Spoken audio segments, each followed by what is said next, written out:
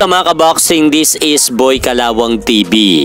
So, isang mabilisang balita lang po tayo mga idol sa kakatapos lang po na laban ng ating pambatong Pinoy na boksingero na napalaban po kanina sa Emperor Palace, Johannesburg, South Africa Arena na si Froilan Saludar kontra dito sa South African boxer na si IBO Youth Bantamweight Champion Charlton Malahika.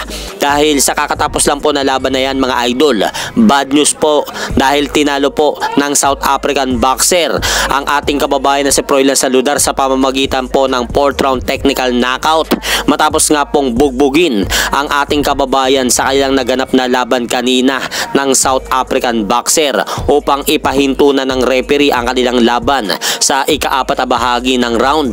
Kaya nakuha nga po mga idol ni Charlton Malahika ang panalo kanina sa mismong bansa nito sa South Africa via 4th round technical knockout at umabante na rin po ang kartada nito ngayon sa 9 wins only 1 loss with 4 knockout, habang bumagsak naman po ngayon ang record ni Froilan Saludar sa 37 wins 9 losses at tagumpay nga po na depensahan na naman ng South African boxer ang kanyang hawak na titulo laban ulit sa isang Pinoy. Dahil kung matatandaan po natin mga idol, kamakailan lang dinepensahan ni Charlton Malahika ang kanyang IBO Youth Bantamweight belt laban sa isa pa nating Pinoy na pambatong boksingero na si RB Deniega, kung saan tinalo naman po ito ng South African boxer sa pamamagitan ng hometown decision. Kaya tirador nga po ito talagang itong si Charlton Malahika mga idol na mga Pinoy boxer.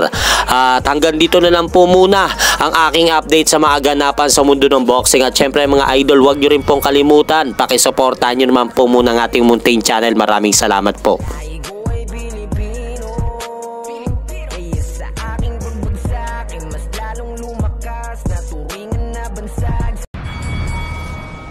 Ako si Casimero.